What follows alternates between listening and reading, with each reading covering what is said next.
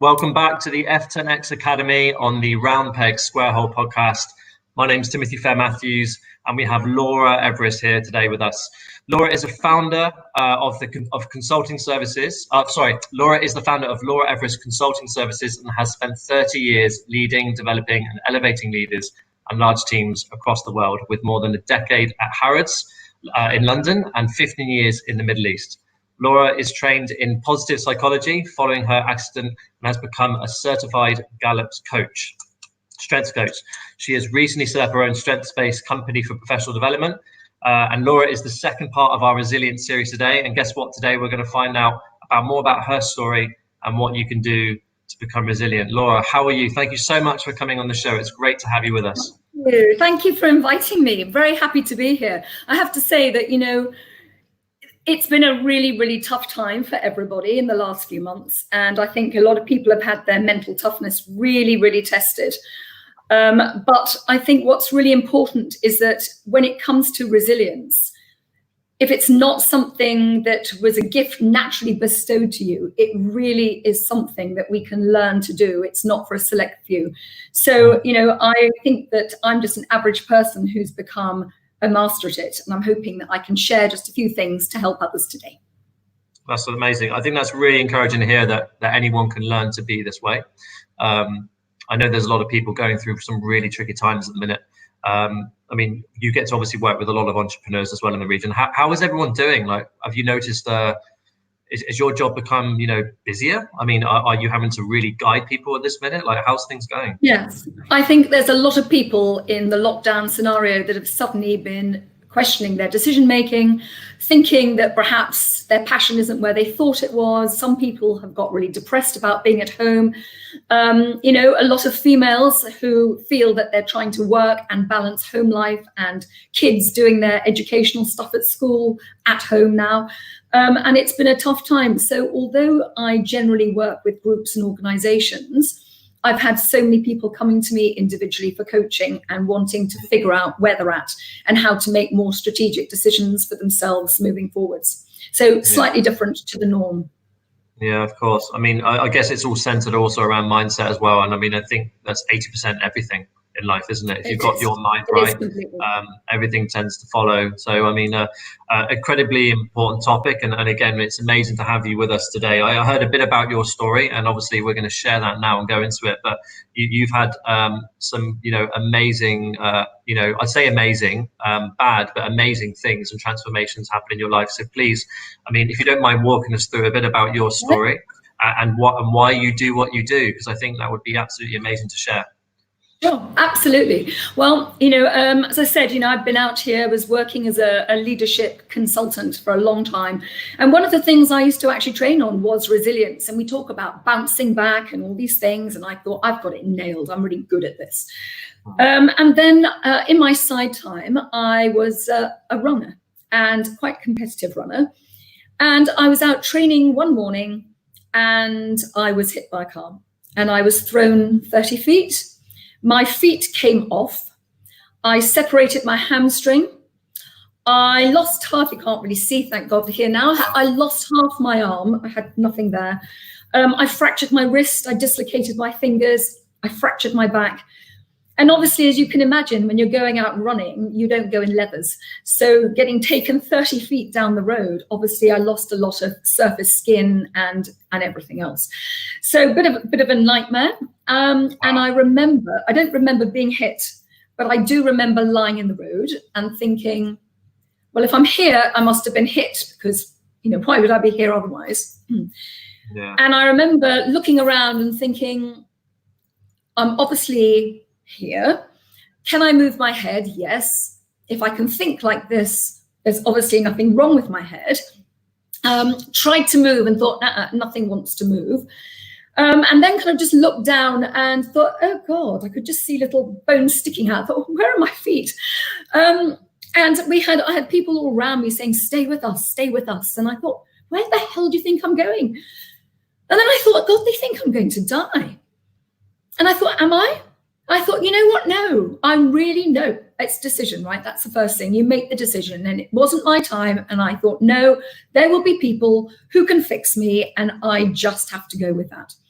And so thereafter, I was taken to hospital, and I initially went through, I think, 9 hours of surgery. And when I came to, I had 4 consultants around my bed, and they said to me, oh, do you know how lucky you are to be alive? I thought, yes. Do you realize the severity of your problems? Yes. Do you know that we were going to amputate both your feet?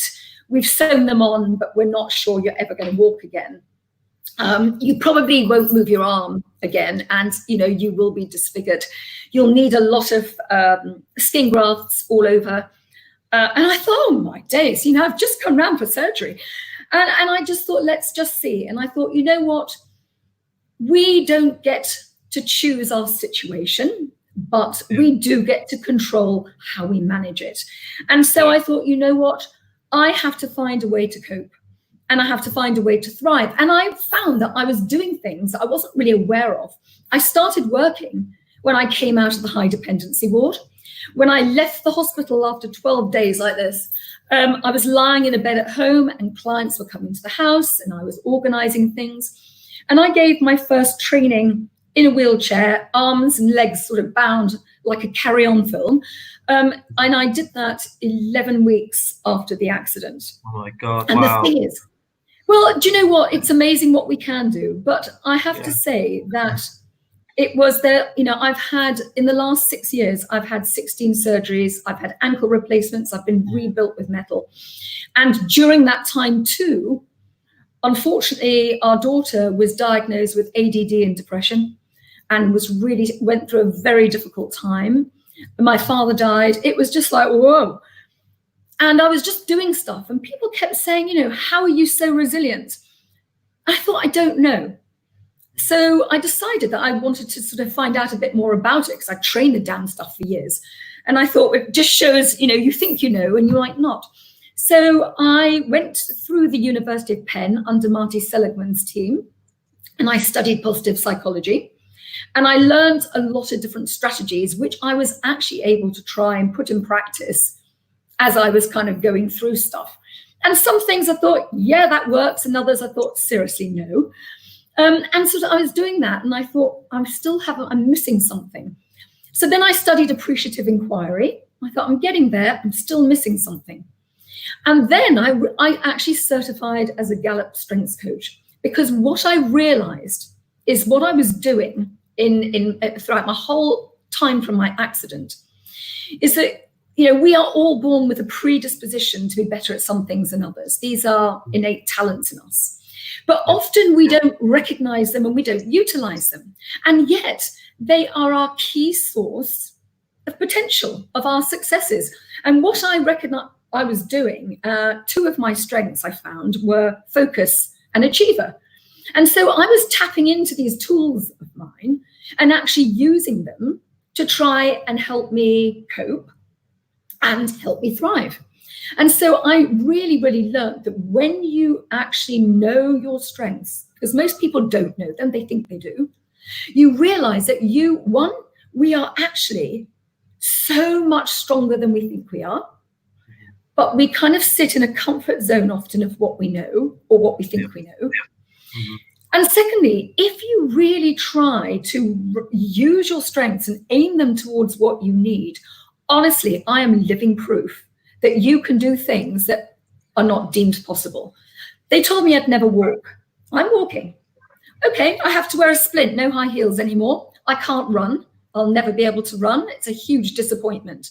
But I still do a huge amount of sport every day. I've traveled around the world on crutches. I've traveled around Dubai and Abu Dhabi in a wheelchair. My husband even managed to tie TRX straps into the back of my Land Cruiser, and I was able to haul myself into the back of the car without putting any weight on my legs so that I could go out rather than sit at home. So the thing is, there's so much we can do if we learn what we can do. And often we don't tap into our strengths, and 2, we are all wired through evolution, to see perceived threat and to stay away from it. And so when we are naturally inclined to look at everything that goes wrong for us, we see our mistakes, we see our failures, and we kind of concentrate on them. But in fact, if we can kind of change it round and say, let's actually look at what we're good at, and let's focus on the things that we take for granted and work on them, actually we can do a hell of a lot more than we ever knew. So this is what I've been doing over the last few years. And one of the things I recognize too is that we've always talked in resilience about bouncing, bounce back. I know Julie was talking the other day about bouncing forwards, and I love forwards because we never go back to where we were. But honestly, truly, we don't bounce. Unless it's a little thing, we claw our way back. We have to make up our mind that we want to do something, and we've got to put all our mental energy into getting there. Because honestly, truly, when you're on top of your world and then suddenly it all crumbles, it's really difficult sometimes to find a way to get out of that and to keep that momentum going to move forwards. And I've now, with 16 surgeries, I've had to do that 16 times. It does not get better, but it does get manageable because you know what you need to do to get you to the next space. So yeah, so this is really why I totally get where people feel challenged and upset, and there are just so many things though that we can do, we have the power to do, but we just don't know it. What an amazing story! Wow, Laura. I've heard this story like briefly on the phone with you before, but it's just still shocking every time I hear it. I mean, this was in Dubai you got hit, was it? This was 6 years ago in Dubai. Early one morning, I used to run about 50 or 60 kilometers a week, and I would do sort of 2 or 3 runs of about 15 kilometers during the week, and then a kind of slightly longer one at weekends. And it was a normal run that I'd done for 7 years. We didn't have the beach track then, and I was just crossing, and I saw the car, but you make a judgmental decision, and honestly, you wouldn't run out in front of a car. None of us would. But obviously, it was going faster than I'd anticipated. And and so it took me quite a long way. And I have to say, I'm not done yet. I have loads more surgery to go, loads more. Wow. But, back on top at the moment and working around it. So for you, when you had this, you knew you were resilient before this? I mean, you said that when you were lying on that road, you had this like complete, you were just knew you weren't going to die. You were going to make it, and you were going to be fine, and you were going to get better. But is that something when you realized that you were that resilient person, or was this something you had much before? No, I don't think, honestly, truly, I don't think, and until you're put to the test, really, you don't know, because we just do the stuff we do. And, we can't always know how we're going to act in a very difficult situation. Honestly, truly, I wouldn't recommend an accident like that on anyone. But there are things that we get exposed to that are horrible and miserable. And you know what? I didn't know. I didn't know what I was going to do. The thing is, you have to make a decision first that you want it to be different. That if you can't, there's that expression, you can lead a horse to water, but you can't make it drink. So the first thing you've got to do is you've got to decide, I want to get better. I want this to change. And then once you've made that decision, there are lots and lots of different strategies, and some I can share as we go along, of things that people can do that can help them. But honestly, truly, you still get days, resilient as you are, you still get days where you just think, life is seriously crap, and you just want to sit and have a cry and feel sorry for yourself. And you're allowed, and you should, because it's part of the healing. You've got to be able to acknowledge the difficulty you're in and label it, and then say, this is where I am. But our feelings can get in the way of what we need to be. They're just there to support how we do things. So we get to choose our feelings. So when we have a really bad day, we can say, I feel very sorry for myself right now. And then afterwards, we can say, okay, I don't need to keep feeling sorry for myself. I think I will pick up, a different thing that says, I will feel happy today, or I will feel more positive today. And you change that, and you have to do it, because otherwise you get stuck in victim zone, and then it's really difficult to move out. No, I can appreciate that. In a way, it must be. I mean, I can't tell what you feel when you have stressful situations now, but I imagine going through something like that, it really makes you put things in perspective, and you probably are a lot more cooler and calmer, I guess, with situations now, knowing that you've done that kind of journey. Is that very much true, or do you still get? No, not a bit. I would love to say so. I imagined. I mean, I have many strengths. And I have a lot of talents, I think. Patience is not one of them. And I really thought that having sat 5 months in a wheelchair, my God, it killed me. Every day I was finding things to do. I have huge energy. I can't sit for 5 minutes. So to sit for 5 months in a wheelchair, it was just. And I thought, great, I'll be much more patient at the end of this. Not a hope. I also thought that it would make me really empathetic to everybody else, because I would sympathize and understand where they were coming from. But actually, no, it didn't do that either. In fact, it did the opposite. I thought, oh, for goodness sake, don't sit as a victim, because there's so much you can do. But I've actually learned, empathy is actually a non-talent for me, but I've learned it. And it's a tool that I use, because if you do not tap into where people feel vulnerable, and vulnerability is not a weakness. We all are allowed to be vulnerable, but empathy allows us to connect with people and enables us to sort of see where they're at. We don't have to agree with them, but it enables us to see where they're at and to help people move forwards from that. So it's a tool that I've used, and I've learned to use it, but it didn't come naturally. And it's because I've worked on my strengths, rather than the accident taught me all these wonderful things that, would make me amazing. Well, this is such an inspirational chat. Thank you so much for coming along and sharing this story. I know a lot of the comments here are saying the same. So, I mean, you're very much then saying that even if you feel you're not resilient, you can be. It's something that can be learned. It's not like you're a resilient person or not. It's teachable. I think that I must naturally be resilient anyway, because I was obviously doing stuff without knowing what I was doing. So I was lucky. That was a little bit of, DNA that was kind of sprung on me that has helped. But the reality is that, to go through 16 surgeries, my daughter went through hell and back when she was diagnosed with depression. She's only little, teenager, with depression and ADD. My son was training to be a pilot. There was a lot of stuff going on. My dad died. There was so much stuff. And you just think, whoa, my God, the headspace. How do I cope with this? Yeah, but there were so many things. So I think really, I guess the first thing I would always say immediately is, when you've got a thought that's like, whoa, my head's killing me, I actually say to myself, stop. I actually say stop and think to myself, what I'm thinking right now. We all have thinking traps that we fall into, things that we sort of, use when we're concerned. And they're thought patterns that hold us back at times. Okay, so it could be that we're somebody that catastrophizes, that we imagine when one thing goes wrong, everything's going to go wrong. Or we might ruminate and allow things to go round and round our heads. So we have to recognize where our thought patterns are and sometimes say, you know what, stop.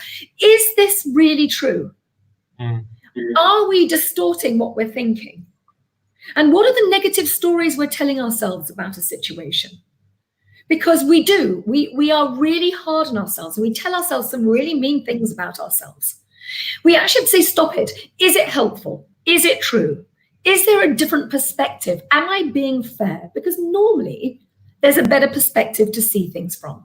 So the thing is the first thing is you've got to analyze you and know you. And most people are not as emotionally aware of themselves as they should be. So the thing is you need to know you. You need to know where your natural talents are. Are you using them? You need to know how you build them into a strength, like I did with my focus, my achiever. I have maximizer, which is taking good to great. So I'm always wanting to be better and better and better with all the things I do. And these are natural, your strengths are your natural energizers. They're things that you do freely and easily and take for granted. But they're things that also energize you and give you a motivation to move forwards. So you need to find out where yours are, because we're all different. Because every time you tap into your own, it's your own little toolkit that moves you forward. And it's really, really important that you know that and you learn to leverage them. Of course, when you do that, you also recognize where your weaknesses are, because the two go side by side. So it's really looking to say, what kind of things push my buttons? What are the things that, I get upset about? And then you can actually plan. When you know that certain circumstances upset you or things upset you, you can actually do what we call a resilience plan and put things in place to change that. So you can say, for example, you know what? When I'm in position A, I get really upset. And when I hear these things, I go into meltdown.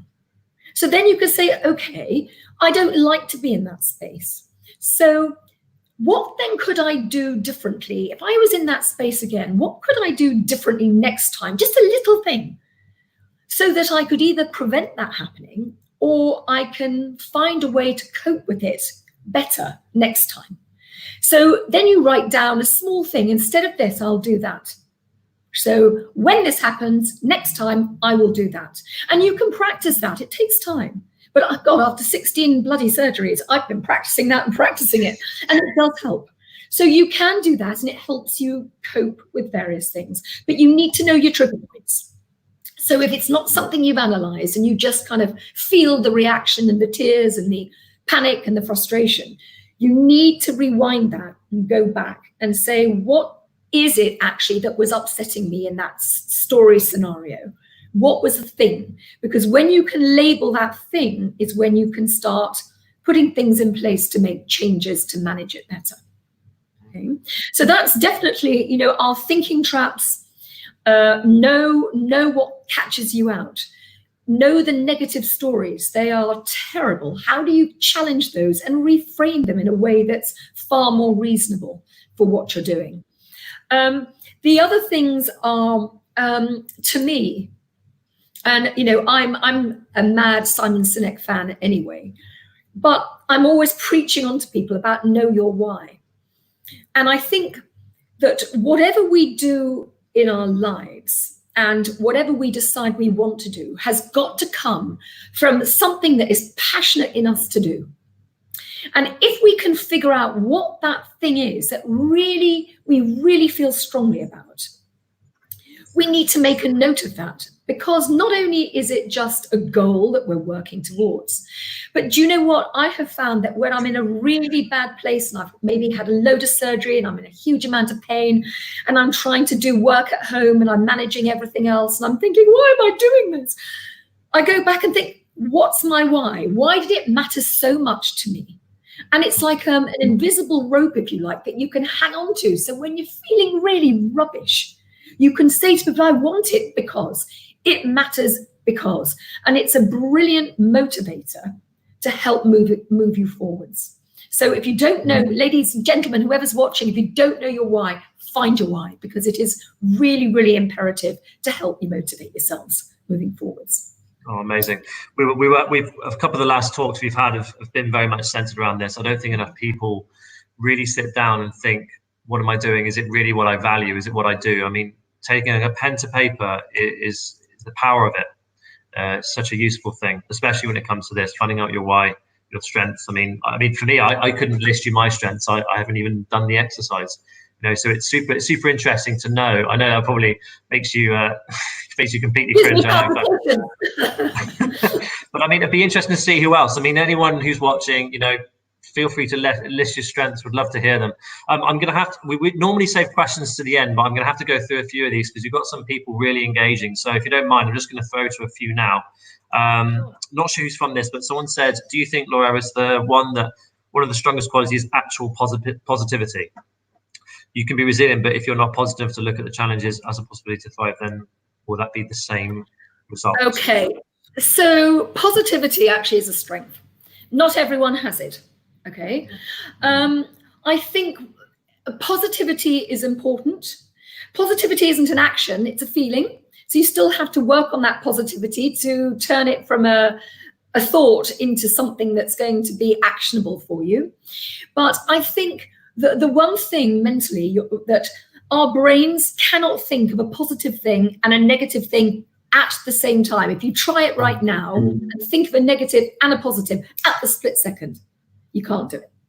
Okay, you'll think one and then the other. Okay, so the point is that whether you are naturally positive or not, if you can try to summon up positive emotions or think of positive things, if you can try to do that generally, what it means is that when you are in a rotten place, you will be more inclined to reach towards a positive emotion more quickly than you will if you just focus on everything negative in your life. Okay, so you're always learning to control your mind a little bit with and anticipating how it reacts. Okay, I see. Yeah.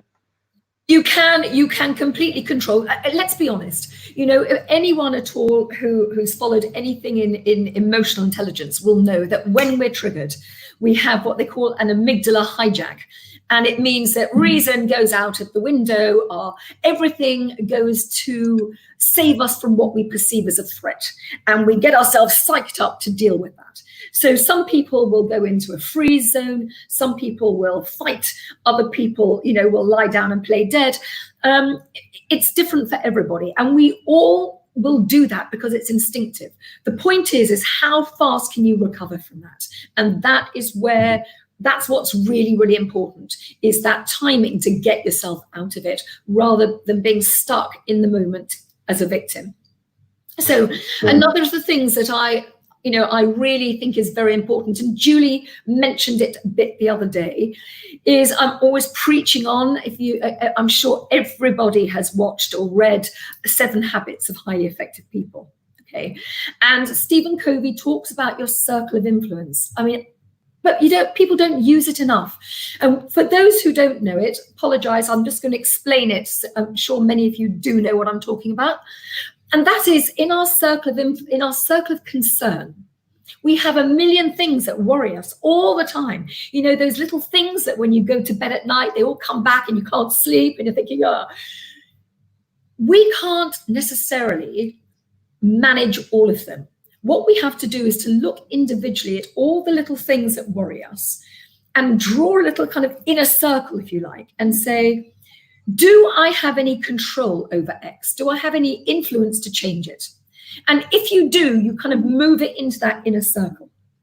And what that does is, one, it means that the things that are on the outside periphery that you have no control over, you stop worrying about them because it's wasted energy. You're never going to change them. If you move into what you can change, then you actually feel in control because you get to decide how you're going to manage them. The situation is not managing you. You are controlling it.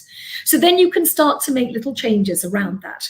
And honestly, it's something that I do every day. When I had my accident and those surgeons came around and told me all these things, I thought, oh my days, I might as well just get back and jump into a coffin now. And I thought, that's just rubbish.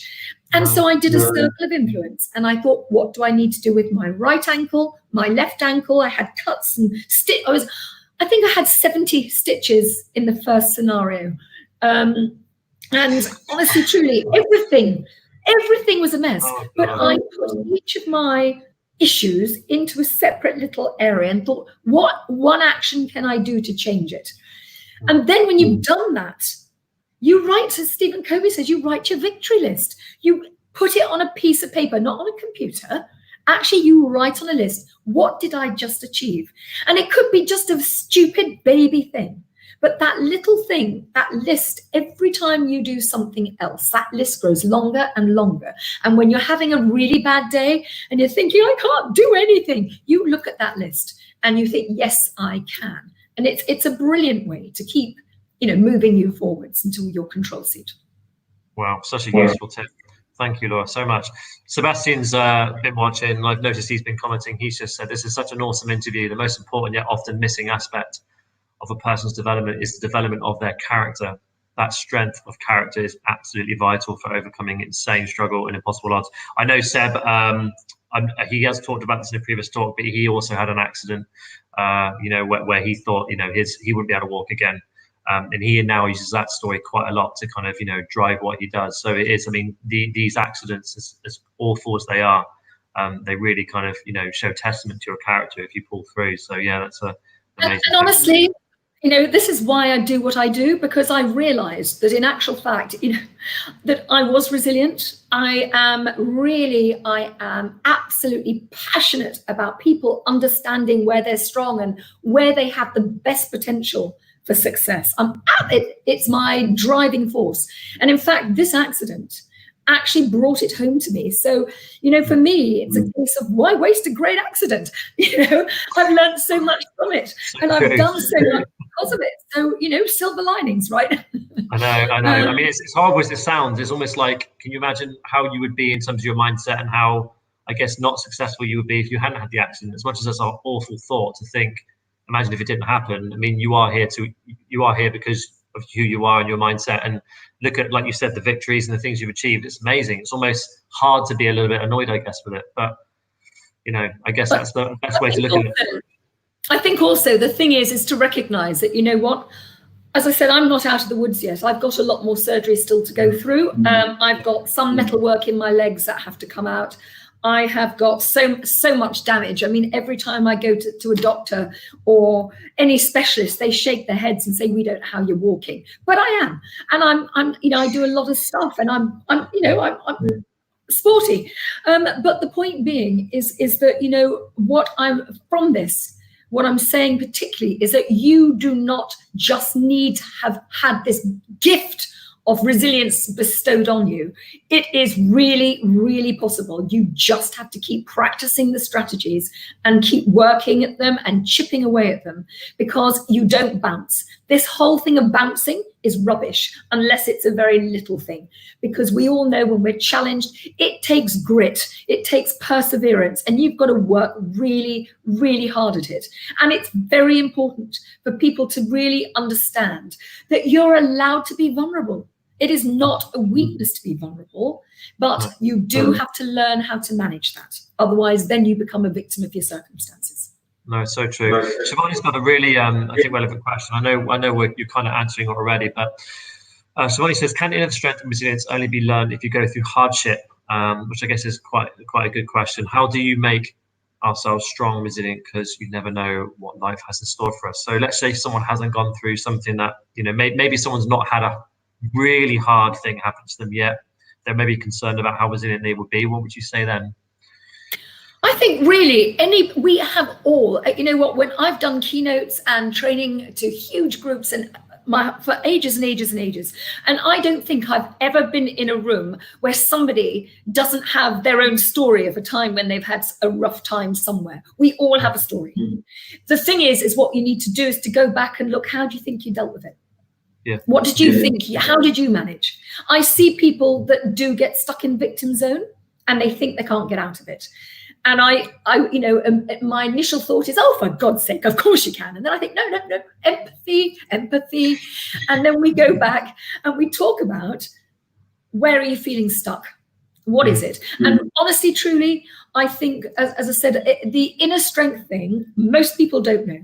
Most people, when I do Gallup strengths assessments with people, majority of people have no idea the talents that they have that they could capitalize on.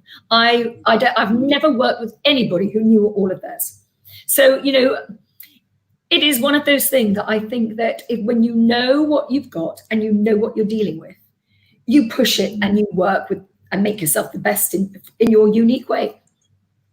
Amazing. That's so true. So someone's just said here, I think they've done it. I think, just check my phone. I think this is Ghislaine. I think she's the one. She's one of your clients, is she? Well, I know Ghislaine, yes. So I think she's raving about it. So she's proof in the pudding. She's done it. She says it's really helped her. So that's great to hear. Got another question from Seb here. Do you feel resilience can be taught without hardship? Yeah, same thing. Without struggle, do we need to go through the plan for resilience? So I guess same question is. Yeah, it's still learning still knowing the strategies and things that you can put in place. Yes. Oh. And So the thing is, remember, sorry, also just to say is that, resilience comes in different formats. It's not, you don't have to go through a horrendous hardship to be resilient. There are things that we have to cope with every day. They can be little stresses. Okay. Unfortunately with our brain, big stresses, little stresses, it doesn't care. It just sees it as a perceived threat. So, we just have to decide, how do we deal with that? Because the little stresses actually are the ones over a longer period of time that can lead to mental breakdowns. So it's learning to deal with the little things all the time. I mean, my daughter, I say I've learned so much about mental health issues because my poor daughter's had a rough time. She's doing brilliantly now, but it taught me an awful lot about other ways that people see themselves and how you need these little strategies all the time. Oh, so true. So true. Sabrina's got a really nice question here. It's really difficult to think positively in such an uncertain and scary time. What is your best advice on how to avoid getting down mentally and how to push yourself out of a rut during this crisis? I think very relevant. Great question there, Sab, for lots of people at the minute. Yes, absolutely. I think the thing is, yes, it is hard to be positive, but what you've got to do is, as I said, the first thing is to think of what are you wanting for yourself when you get out of this? Okay, where do you want to be? And write down what's your goal. If you could make a wish of how you want things to be, what would you like to see? So that's the first thing. And why does it really matter to you to do that? So once you've got that bit first, then you know why it is and what it is, why, then we say, right, how do we get there? So again, you put in little goals to help yourself. Find out, when you're having a bad time, remember feelings are like a box of sweeties. You can choose how you feel.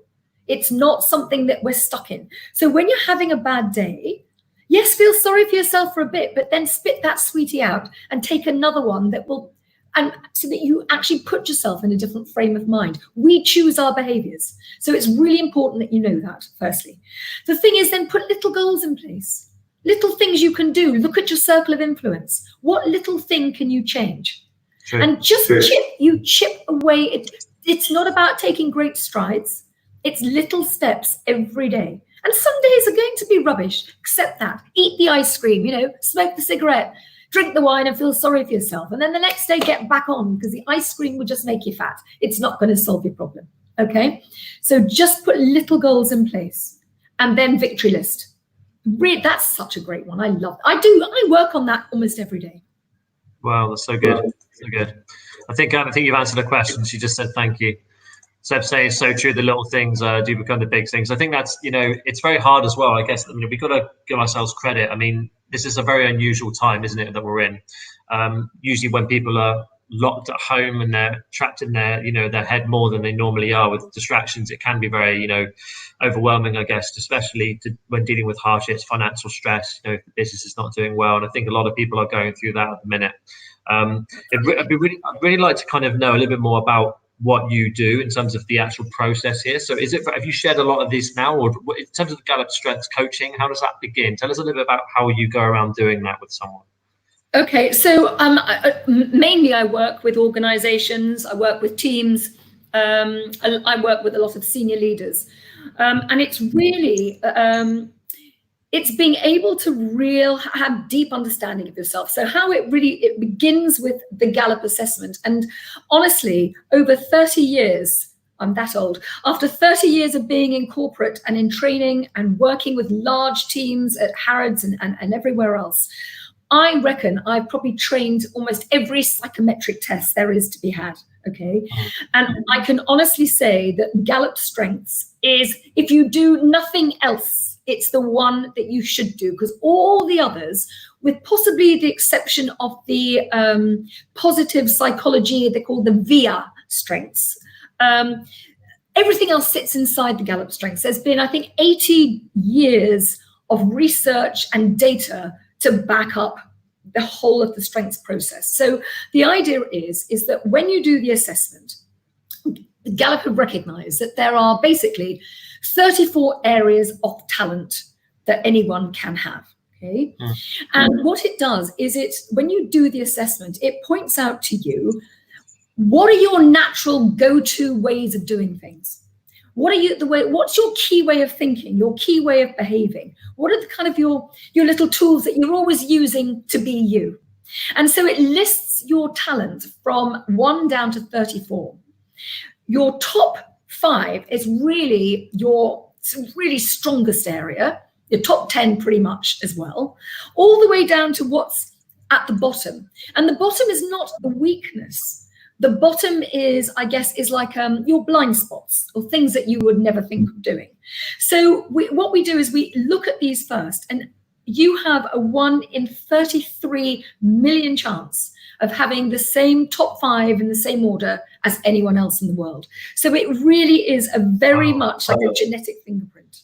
And your top strength or your top talent theme will sit, because they don't work on their own, they all work together, and it will sit on all the others. And so the way you do things will be so intrinsically unique to you. So I normally analyze these when I get the report back, have an understanding of what I've learned from this. And then what I do is I work with individuals first for them to understand what these talent themes actually mean. Because people assume then, oh, I've got these strengths. No, they're not strengths. They are DNA of areas where you are predisposed to be naturally good at something. But it's like anything. You want to have a great body, you've got to put in the work and go to the gym and eat healthy. Okay. And it's the same with the talents. You may have the talent to be, I don't know, the best musician in the world, but if you don't practice, it's not going to happen. So it's the same with strengths. You then find out where you are naturally good, where you'll naturally have the best opportunity for success. And then you work on that, and you work on it, and you work on it. The problem I've found is that maybe because I'm just so old that, for me, my family were very much about, I was clever at school and I was pretty good at most things. But for example, maths wasn't an area that I liked. And my parents saw that as a weakness. Actually, it's not a weakness. It's just an area of non-talent.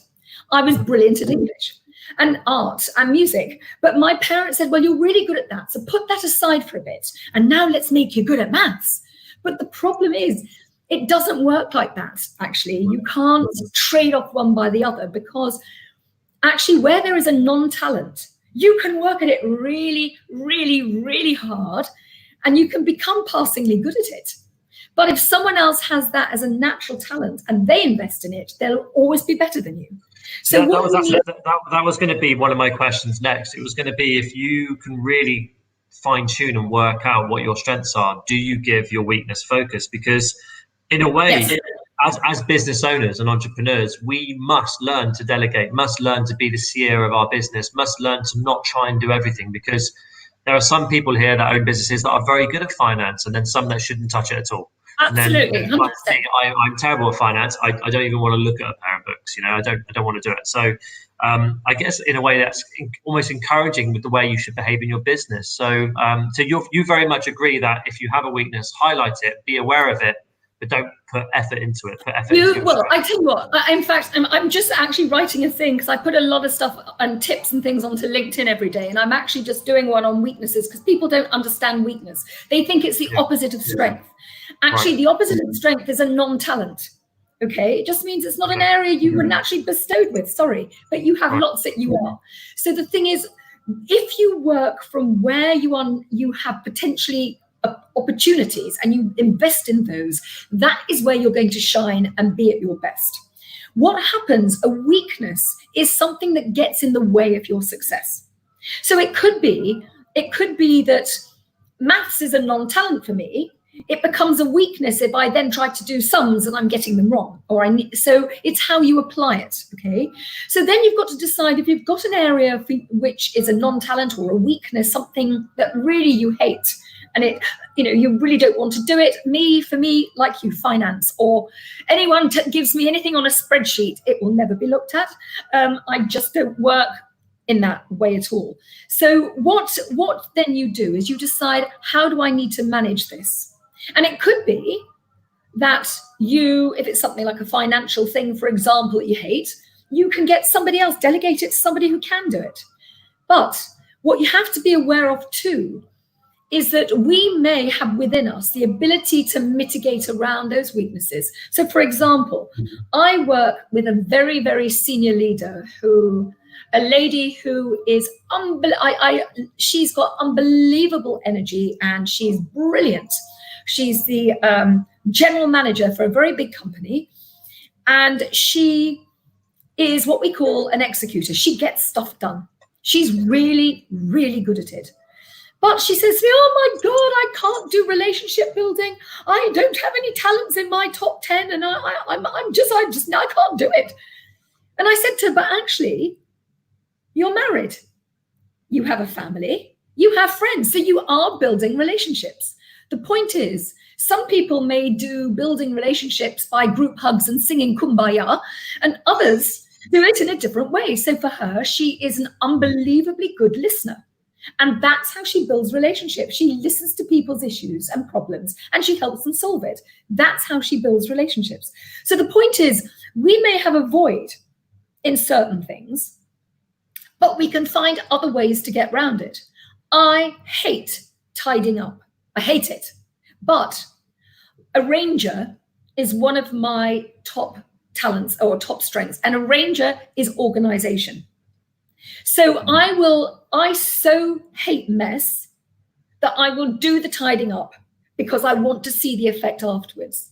If anyone was to say, would you like a job as a cleaner or a tidy upper? Seriously, no. I would rather pay anyone to do it for me.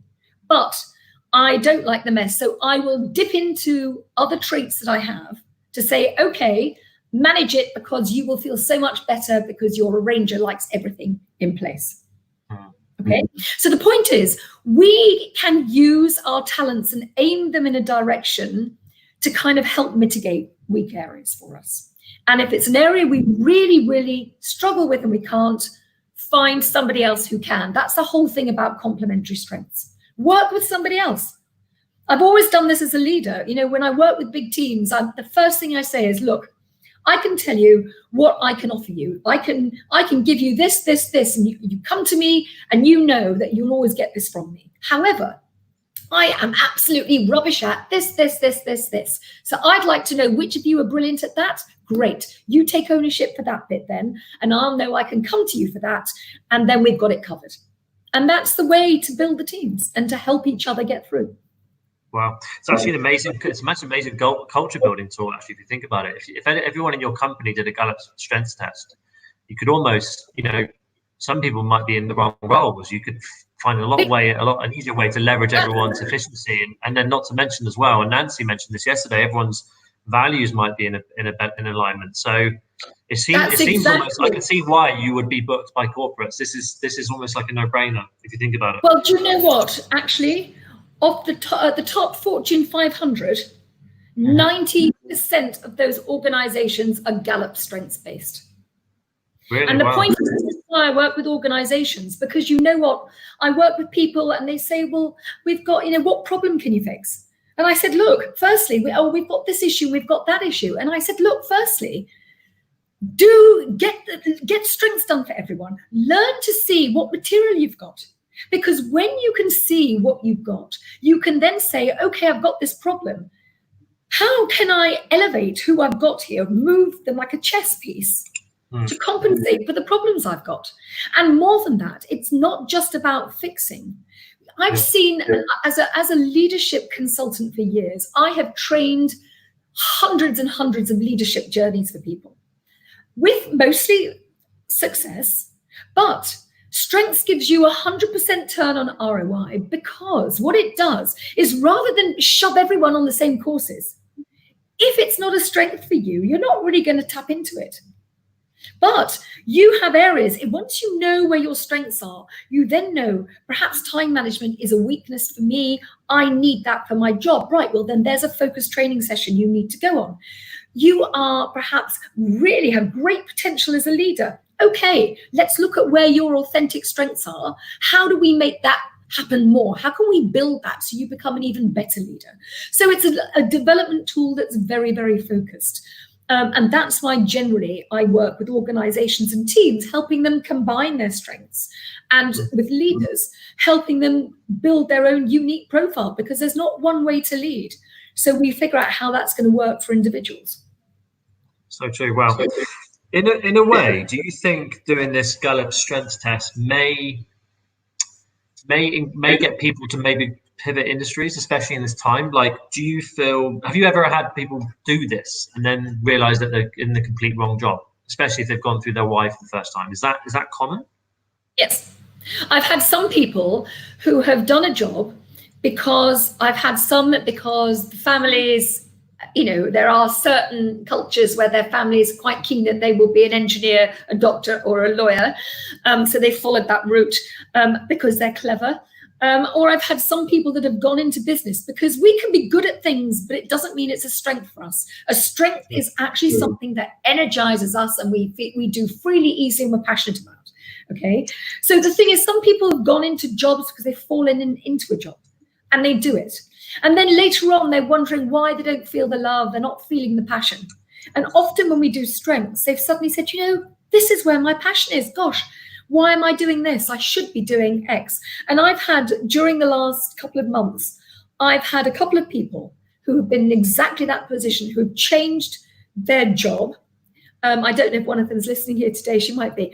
But somebody who was very, very good at what they were doing, but wasn't feeling the love, couldn't understand why, and then said, that's because I should be doing this. And they've pivoted and done something quite different.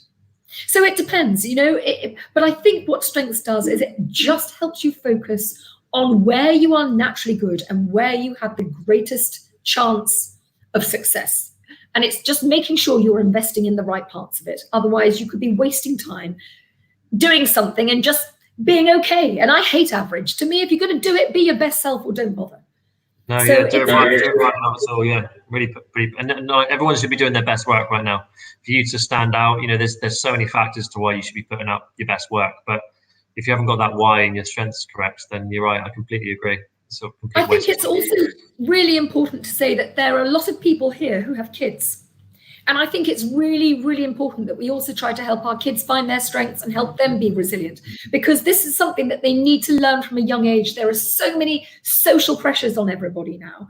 And we see more kids that struggle now with feeling resilient. I look at the mental health things from the World Health Organization, and depression is one of the biggest issues of the 21st century, stress and all these things. And we can learn to deal with this, or we have to deal with it at the age we're at now. But if we have kids, it's really, really important that we help them from young, because we see our kids intrinsically what they're good at when they're small. From the time, they start crawling with one, the right leg all the time, that they might well be right-handed. Little things we see, they have a natural instinct towards one thing or another. It's really important that you encourage them where they are also good, because then they feel self-confident in what they're doing, rather than looking at the gaps of what they don't do.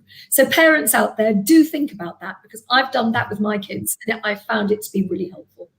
No, I think almost the educational system, it's so outdated, it's failing us, I think, as the human species goes.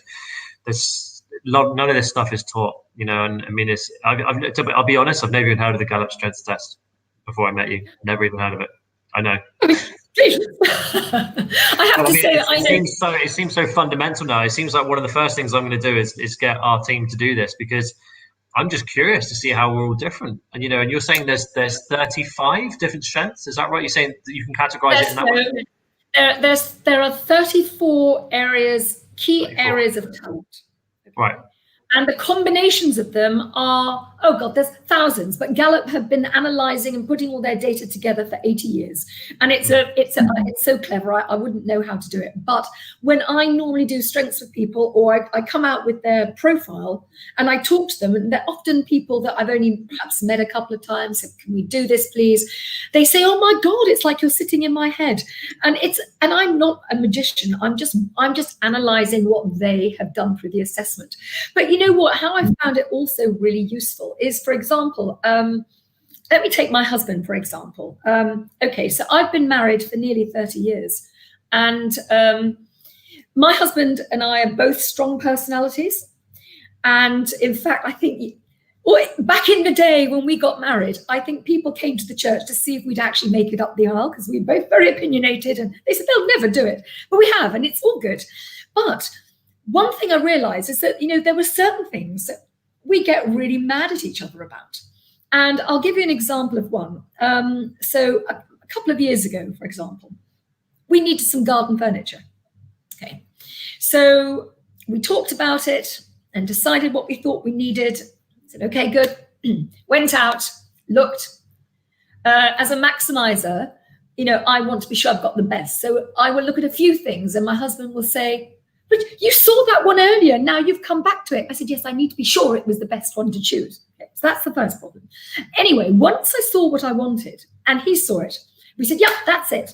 So my focus and achiever says, good, let's buy it, done, go home. Oh, no. My husband wasn't having any of that. He wanted to come home and think about it. I said, think about what? It is what we said it was going to be. And he said, you just jump into things and you don't think. And I said, and you just sit on the fence and look at everything that's wrong. And then I did his strengths. And his top two strengths are deliberative and analytical. And what that means is, my husband is, he's the head of legal and commercial in a very big global company. So he's the bottom line for risk. Okay, so he's in the right position. But the point is for him is that when he sees something, he will not jump into decision making. He will say, apply brakes. I need to think about this. Is it risk adverse? Have I considered all the possible obstacles? And when I've considered them and I think, yep, we're in a good place, then we're good to go. But he will never jump into a decision. In the same way, he saw me as somebody who's irrational, just jumping into things. And he realized, no, with my focus and achiever, I'm very quick to say, that's it fits, it works, do it, move on. So what we've learned is we've learned to balance each other off. So when I want something, it's a bit like drip torture. I just tell him bits at a time and then give him the opportunity to digest it, analyze it. And when he's happy with it, we're done. So, it's saved loads of arguments and deliberative. It's a good relationship test, isn't it? This could be useful for a lot of people just to help, put up with their partner in this time. I even did it with my son. He was training to be a pilot and he was furious that at 10 years old, we were going to send him to secondary school. He said, but I want to be a pilot. And I said, but they don't take you at 10. So I said, let's, start studying, do your stuff. And as he got older, because, there is a different test for young teenagers, actually. And you can really do the Gallup more senior test from about 17, 18. I did it first when I was 20. And actually it helped him. His top strength, God help us, is discipline. But he worked really, really hard to achieve what he did. So when you know where your strengths are, you can use it and you can understand the language of each other.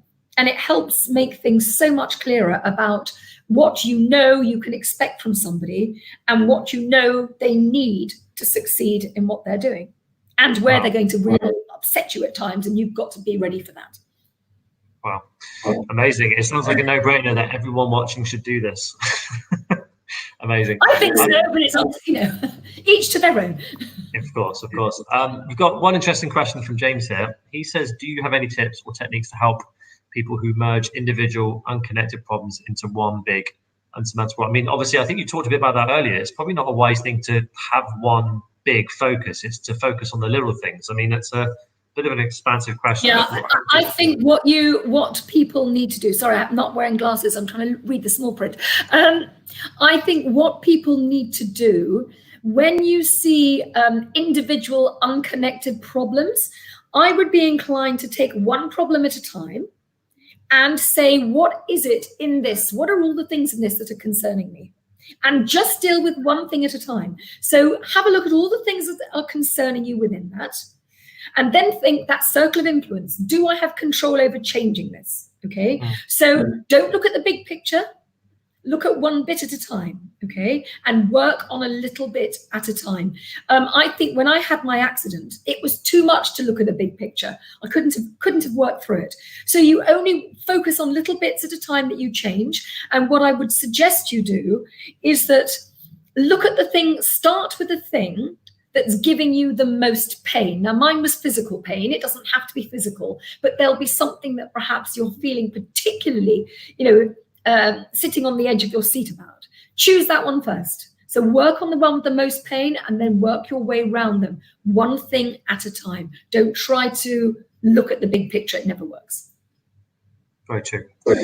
Laura, I think that's an absolute perfect way to end the talk tonight. It's been such a pleasure hearing your story, what you've overcome, and credit to you. You're an amazing lady, and I'm definitely going to do this Gallup strength test. I'm fully prepared for it. So you've got your first customer right here. But I mean, if anyone else watching wants to get in touch with you and see what you're doing, what's the best way to do that? How do people keep connected with you? Right now, LinkedIn is good. I'm redoing my website at the moment, so I'll put the connections onto that as soon. It will be on my LinkedIn very soon. Some of the people here, I think, know me. You may have my WhatsApp number. Sure. Please feel free to do that. But LinkedIn is a really good one. It's my main, way of connecting with people at the moment. And if anyone knows someone who's got my number, that's fine too. All right. I think, Laura, you're also in the academy as well, aren't you? So if anyone tags you, then obviously you can always go back through. So guys, if you're watching this video a bit later on after it's live, feel free to pop your questions below. Laura would be I'm sure she'd be more than happy to get back to you on that. Great. Absolutely. Laura, thank you so much. Keep doing whatever you're doing. It's working. It's amazing. You're inspiring so many, and it's been an absolute pleasure. And you know what? I'd love to have you back soon. So thank you so much. Pleasure. See you again. Take care, everyone. Bye.